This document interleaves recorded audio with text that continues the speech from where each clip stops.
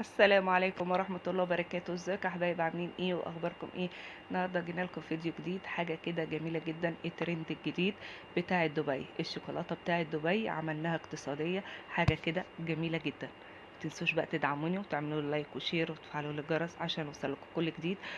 يا احلى حبايب في الدنيا، يا احلى متابعين، متنسوش بقى اللايك اهم شيء. بصوا شكلها عامل ازاي، جميلة جدا، تحفة، حاجة كده م- روعة صراحة، جميلة جدا. شوفوا هفتحها لكم بقى دلوقتي. بصوا شكلها عامل ازاي من جوه، قلبها عامل ازاي، يجنن، وطعمها خرافة. عملت واحدة بالكراميل وواحدة بالحليب المكثف. وبصوا شكل القوالب عاملة ازاي، جميلة جدا، حاجة اقتصادية وعملناها بأقل تكلفة. أحسن من بره كمان، والطعم تحفة، حاجة كده جميلة جدا. متنسوش بقى اللايك، اللايك اهم شيء، والاشتراك. يلا نخش نشوف احنا هنعمل الحلويات دي ازاي. معانا ربع كيلو كنافة، فرولتلها خالص خالص كده اهي، حطيتها في الفريزر وبعد كده فرولتها خالص اهي قدامكم زي ما انتوا شايفين. متنسوش اهم شيء الاشتراك، الاشتراك وتفعيل الجرس عشان نكبر بيكم، يا احلى حبايب في الدنيا، يا احلى متابعين في الدنيا. انتوا اللي هترفعوني بايديكم ان شاء الله باذن الله. كسرناها خالص. انا الكراميل عملته بس مش مصوراه.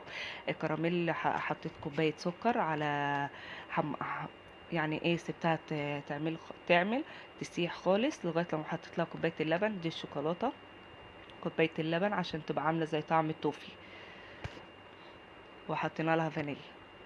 هنسيح بقى الشوكولاته معاكم، وهنمشي بقى خطوه خطوه. بس الاول نسيح هنحمر بقى الكنافه.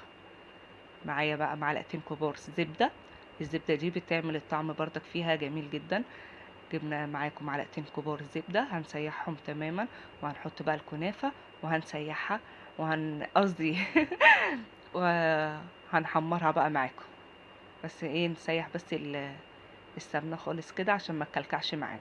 هنفضي بقى معاكم الكنافة اهو، فضينا معاكم الكنافة.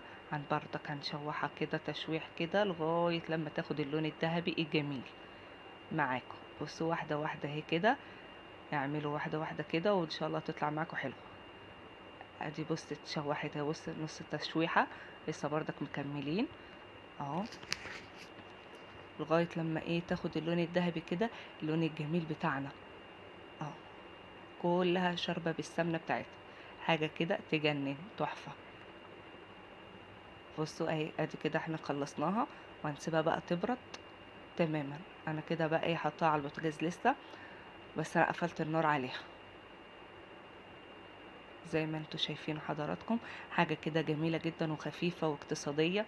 هي مش اقتصادية يعني للدرجة دي استهلاك الشوكولاتة جامدة قوي والله. ده انا جبت الشوكولاتة دي يعني على مراحل، وقسمتها بقى على نصين بعد ما بردت خالص. وعملت بقى معاكم التوفي اهو، بس التوفي انا عاملاه معاكم منزلاه. سكر ولبن ونشا والفانيليا والحليب المكثف زي ما انتوا عارفين برضك. بتاع دوت كوباية سكر، نص كوباية لبن بودرة، ربع كوباية مية، ومعلقة زبدة. هنحطها في الخلاط وبعد كده هنحطها في التلاجة لغاية لما يتقل معانا والسمك يبقى عامل زي كده اهو. هنقلب بقى كل المكونات دي كلها ببعضيها، حاجة كده جميلة جدا صراحة، بجد طعم تحفة. جربوها ومش هتندموا صراحة. انتوا هتعملوها بس ايه، لما تحوشوا بقى ايه، تحوشوا الشوكولاتة اهم شيء، الشوكولاتة اهم شيء والله. عملت بقى بالكراميل اهي زي ما انتوا شايفين، قلبتها وعملت بالحليب المكثف صراحة. الاتنين والله احلى من بعضي. هنجيب بقى القوالب بتاعتنا، حطينا بقى فرشناها اول مرة اهي وحطيناها في التلاجة. معلش المقطع بس اتمسح مني اللي احنا فرشناه. بعد كده نجيب بقى الحشوة بتاعتنا، اي حشوة معاكي، كنافة وعاوزة تحطي مكسرات حطي عادي، المستحبة عندك، الحاجة السهلة اللي عندك، بس اهم شيء الشوكولاتة اهي. هنفردها بقى حلو تماما كده.